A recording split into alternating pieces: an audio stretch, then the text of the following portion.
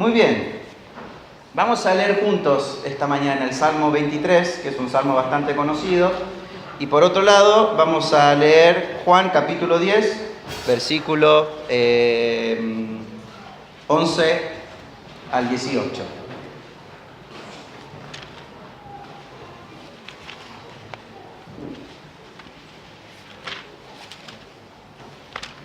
Bueno, ¿alguien se anima a recitar el Salmo 23 de memoria?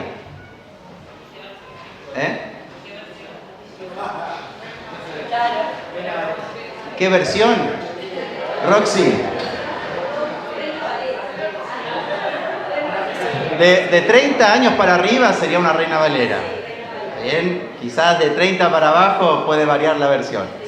Cualquier versión, pero que sea la que está en la Biblia. ¿Alguien se anima y lo recita de memoria? Y por ahí nos sumamos con nuestras versiones y lo recitamos todos juntos. ¿Les parece? Muy bien, ¿quién quiere comenzar? Y todos nos sumamos, prometemos no dejarla sola y no dejarlo solo. El pastor, y nada me faltará. En lugares delicados pastos me hará descansar. Junto a aguas de reposo me pastoreará. Confortará mi alma.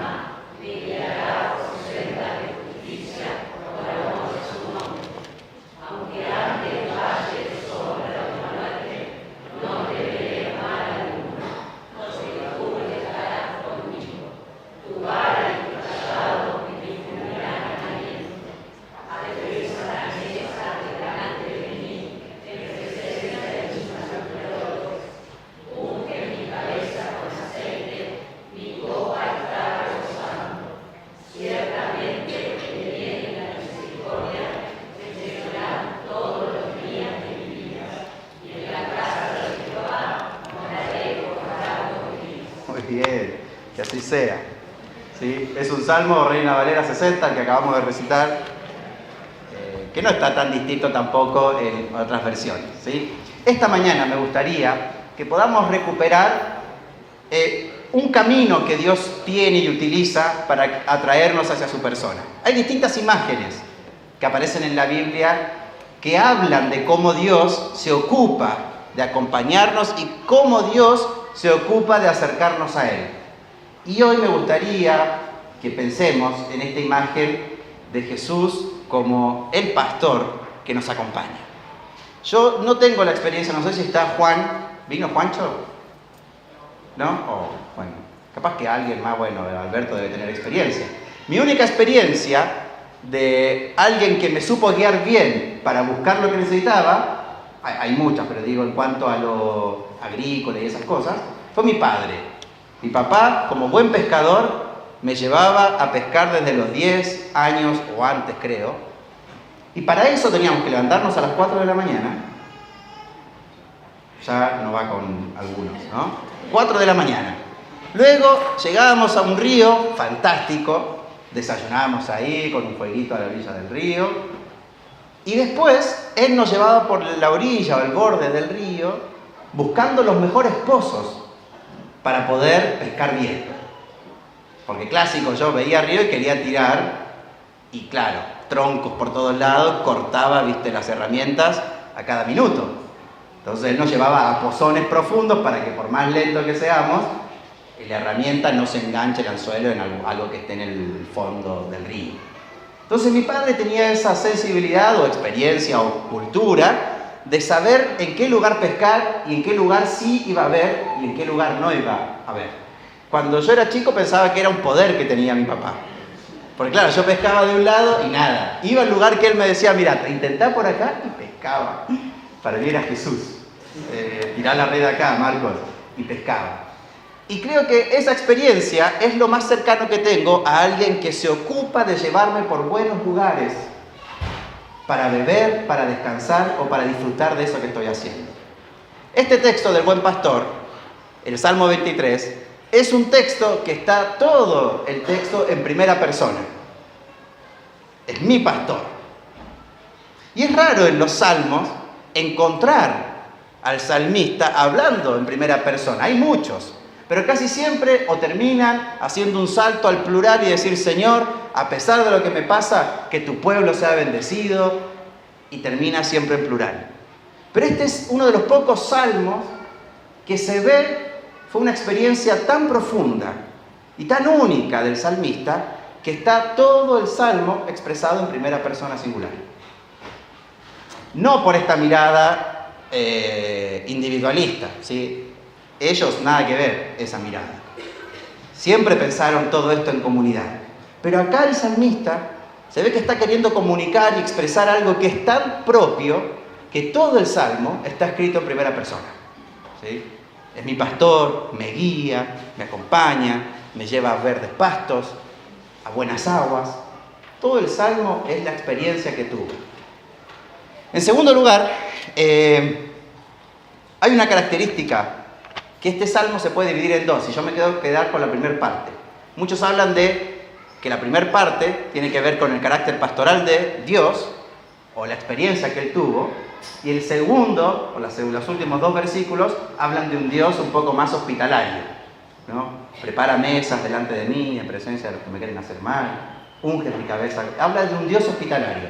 Nosotros vamos a la primera parte, de un salmista que entiende, por su experiencia, de que el único que ha sabido guiarlo en la vida, como un pastor experimentado, ha sido su Dios.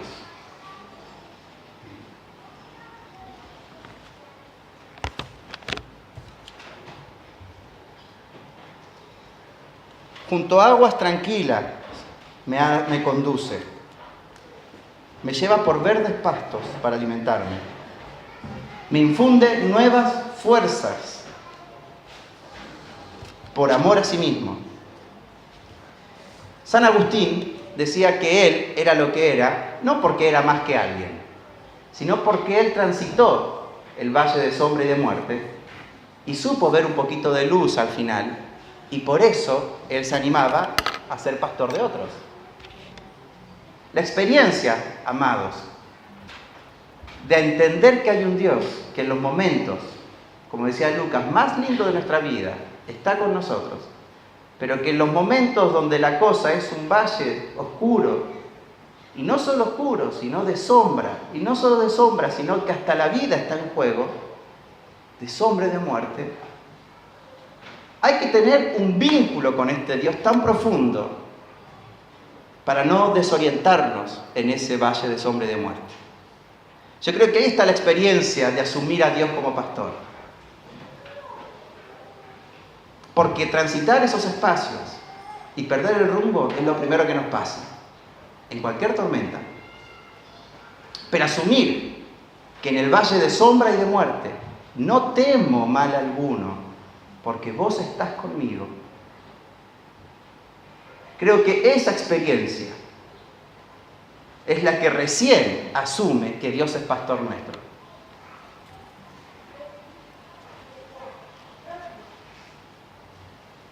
Cuando yo no pescaba nada, criticaba a mi papá. Viejo, me hiciste tirar donde no hay nada. Y cuando pescaba, mi viejo era un héroe. Cuando Dios te conduce a vos y a mí por verdes pastos, por aguas tranquilas, está todo perfecto. Es un pastor grosso, este que me acompaña. Sabe dónde tiene que llevarme, sabe dónde descanso en serio, sabe con qué cosas me alimento de verdad. Pero cuando para llegar a esos lugares, sí o sí tenés que transitar ese valle de sombra y de muerte, enseguida cuestionamos su vara y su callado. Enseguida decimos, pastor, perdiste el rumbo, vos también. Y muchas veces para llegar a esos lugares de descanso, en el camino está ese valle de sombra y de muerte. Le pregunto al salmista yo, ¿cuál habrá sido su experiencia primera? Si disfrutar de un pastor que te hace descansar, o si disfrutar primero de un pastor que te hace transitar el valle de sombra y de muerte para llevarte al descanso. Acá está en el orden de lo más lindo primero y lo peor después. Independiente de ese orden, en ese valle de sombra y de muerte, la experiencia de este salmista es que él no tuvo temor. ¿Se comprende? Nuestras experiencias pueden ser otras. Podemos escribir nuestros propios Salmos 23. Podemos poner ahí, me llevaste por la mejor elección de trabajo, me llevaste por la mejor elección de carrera. Y les aseguro que quizás ninguno de nosotros podría decir, me llevaste, ¿no?, por ese sendero de muerte. Me hiciste perder el trabajo, me hiciste perder a la persona que amaba, me hiciste transitar un valle de sombra de muerte. Y quizás todos tendríamos un Salmo 23 esta mañana para escribir. Y a todos nos costaría horrores expresar con nuestras palabras y describir con nuestras palabras cuáles son nuestros valles de sombra o de muerte.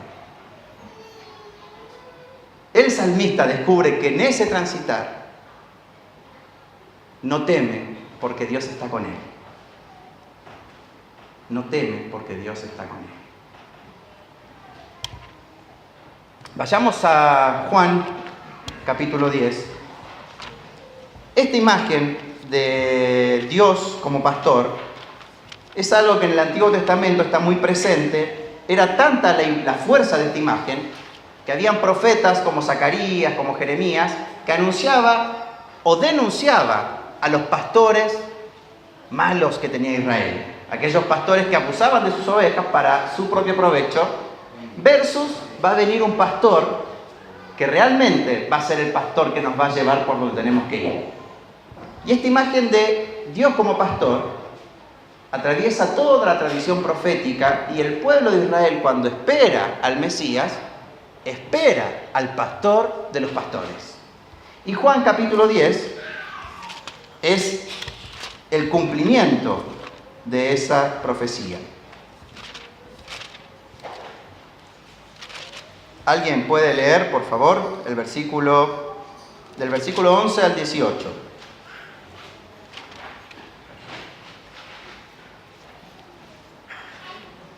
Si no, lo leo yo. Dice así: yo soy el buen pastor. El buen pastor, no yo, en la Biblia lo dice eso. Yo soy el buen pastor. El buen pastor da su vida por las ovejas. El asalariado no es el pastor, y a él no le pertenecen las ovejas. Cuando ve que el lobo se acerca, abandona las ovejas y huye. Entonces el lobo ataca al rebaño y lo dispersa. Hacemos ahí una pausa. Cualquier cosa parecida con la realidad, lo dejamos en pausa. Y ese hombre huye porque, siendo asalariado, no le importan las ovejas. Yo soy el buen pastor, conozco a mis ovejas y ellas me conocen a mí. Así como el Padre me conoce a mí y yo lo conozco a él y doy mi vida por las ovejas. Tengo otras ovejas que no son de este redil y también a ellas debo traerlas. Así ellas escucharán mi voz y habrá un solo rebaño y un solo pastor. Por eso me ama el Padre, porque entrego mi vida para volver a recibirla. Nadie me la arrebata, sino que yo la entrego por mi propia voluntad. Tengo autoridad para entregarla y tengo también autoridad para volver a recibirla. Este es el mandamiento que recibí de mi Padre. Este capítulo es el cumplimiento de todas esas miradas y la experiencia que el salmista nos trae en el Salmo 23 y tantos otros salmos. Jesús se planta frente al auditorio y les dice: yo soy ese pastor que estaban esperando. Yo soy el buen pastor. El que por mí entra, el que entra por esta puerta, va a tener la libertad para moverse, para vivir la vida. Pero llega el versículo 11, donde este pastor se define a sí mismo como aquel que da su vida por las ovejas. Muchas veces yo leí este texto y pensaba en la muerte de Jesús, literalmente.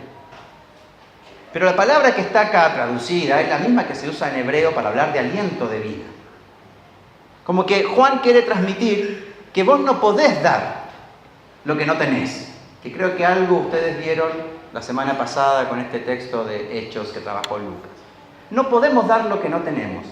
Cuando Jesús habla de dar su vida, habla de toda la vida que Él tuvo entre nosotros. Esa vida le fue quitada. O esa vida Él la pone voluntariamente. ¿Se comprende este juego? Dar la vida es el tránsito de Jesús, su caminar con sus amigos, su sanar a otros, liberar a otros, esa vida es la que Jesús pone. Porque es lo que tenía para dar. ¿Me siguen hasta acá? ¿Diego? Perfecto. Jesús pone su vida por los que ama, por sus ovejas. Pero hay un detalle en el versículo 16, que por favor alguien lo lea en voz alta. También tengo otras ovejas que aún no son de este redil. Aquellas también debo traer. Y oirá mi voz, y habrá un rebaño y un pastor. Muy bien, gracias. Ese texto, cuando lo leí, me encantó.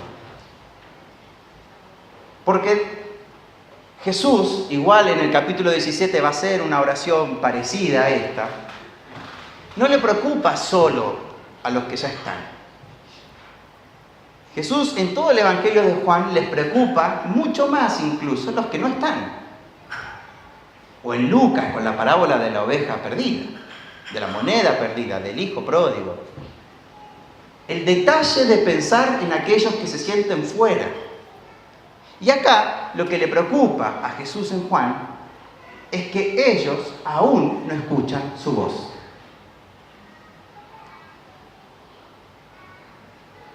Y lo lindo del carácter de Dios como pastor es que lo único que nos vincula a este pastor es la capacidad de escuchar y de escuchar bien.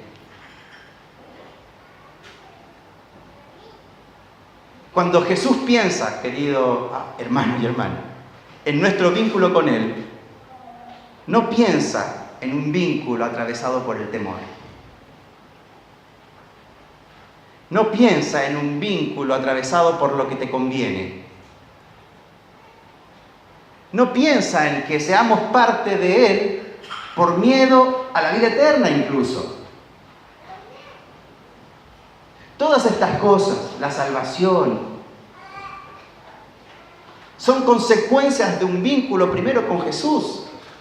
Y en Juan este encuentro está descrito por la capacidad de escuchar su voz. Ellos escuchan mi voz y la obedecen. Ellos escuchan mi voz y tienen capacidad de saber que soy yo. Ellos escuchan mi llamado y responden. Siempre en este llamado va a haber alguna distraída. Y ahí va el pastor y la busca.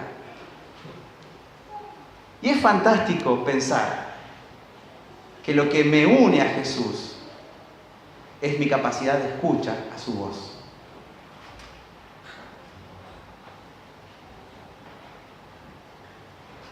Y es genial esta mañana. Voy medio lento porque no sé por qué. Hay domingos que es como tanto lo que está acá que... Y hay otros que también es tanto, pero bueno, vamos lento. ¿Sí? Hay que procesarlo. Esto de la voz es pertinente, queridos, porque hay muchas voces dando vuelta. ¿Sí? Hay muchas voces que en nombre de Dios nos invitan a Él. Hay muchas voces que en nombre de Dios nos meten miedo. Hay muchas voces que en nombre de Dios nos demandan. Hay muchas voces en nombre de Dios que nos exigen hacer cosas para acercarnos a Él.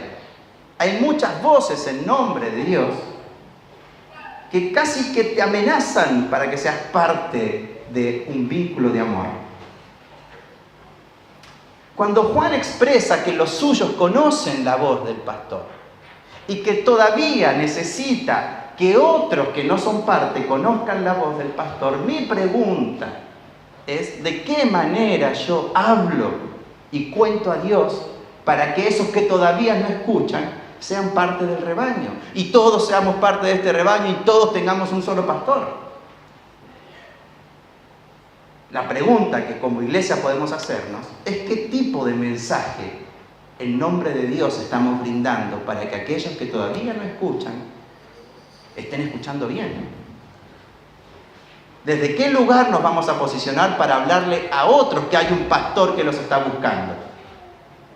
¿Y desde qué lugar nos vamos a hablar entre nosotros para acompañarnos en esta escucha atenta a la voz de Dios? Nuestra mirada o mi mirada es que Dios no te amenaza y no te obliga a que seas parte de esto. Incluso, es más, Jesús tuvo la libertad de decirle a muchos, si esto te pesa, me busco a otro. Y mucha gente que seguía a Jesús y era simpatizante de esta fe, se dio la media vuelta, dice el Evangelio, y se fueron. Y los discípulos tuvieron la valentía de decir, Señor, mira, es difícil, pero ¿a quién iremos si solamente tus palabras provocan la vida que yo necesito?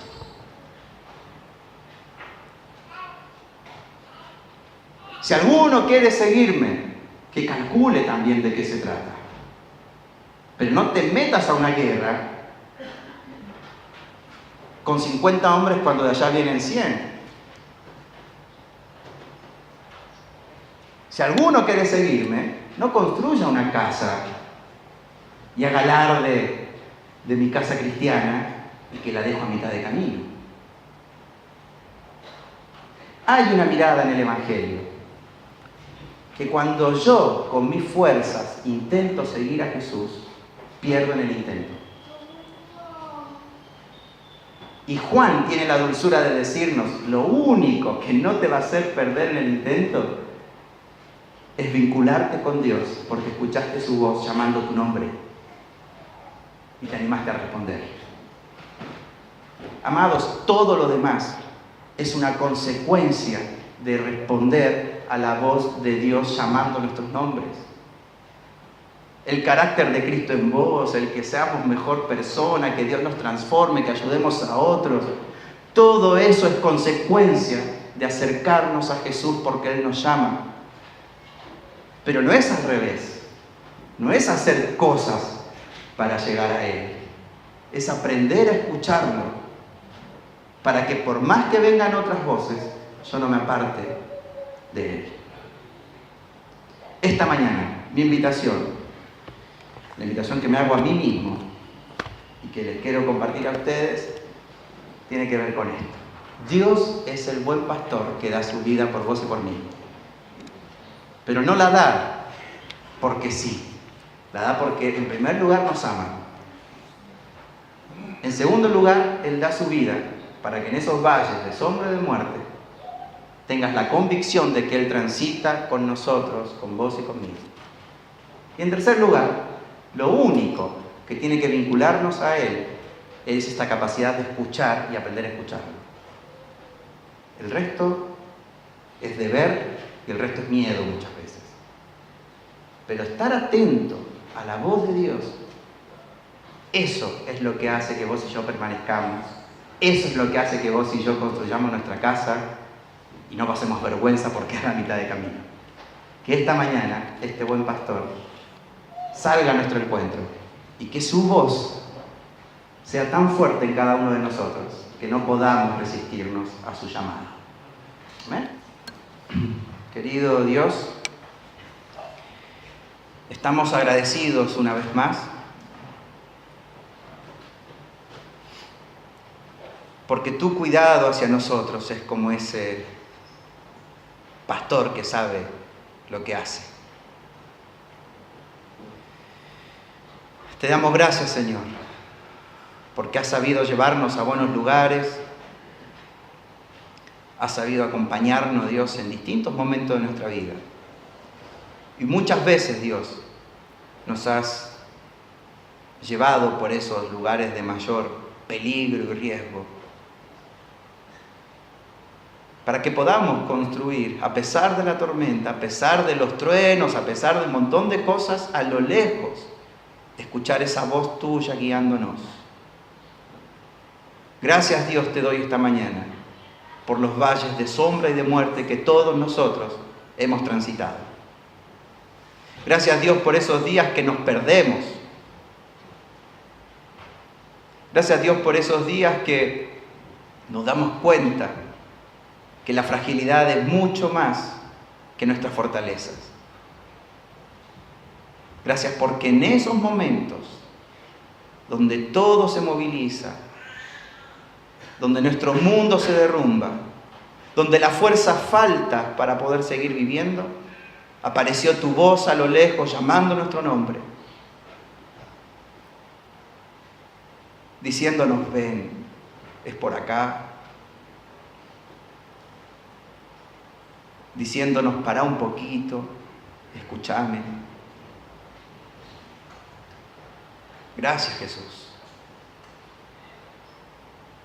Gracias porque hasta los vientos y las tormentas te obedecen. Gracias, Jesús, porque extendés tu mano sobre nuestros valles más oscuros para poder guiarnos a ese ámbito de paz y de descanso. Te quiero rogar, Dios, que esta mañana tu carácter de pastor pueda darle paz a todos mis hermanos y hermanas que hoy están transitando una situación angustiante, incluso de peligro. Que esta confianza del salmista, Señor, la puedan tener también y la podamos tener todos. No temeré mal alguno porque vos estás conmigo. Tu guía me da calma. Tu guía me infunde el ánimo necesario para seguir. Y Señor, gracias también, porque en este carácter de pastor, tu intención es que muchos otros que hoy no están acá puedan oír tu voz.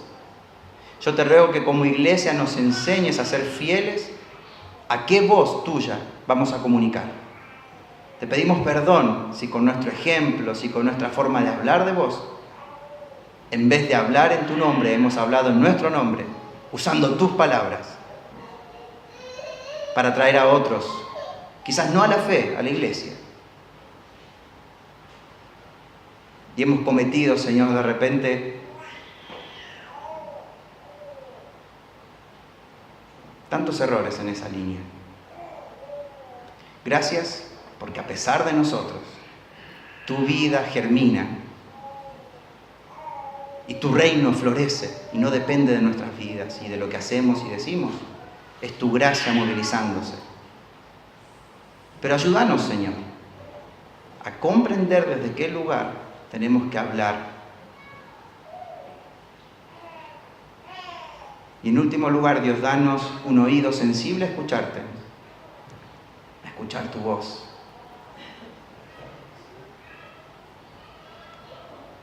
Eso te pedimos, Señor.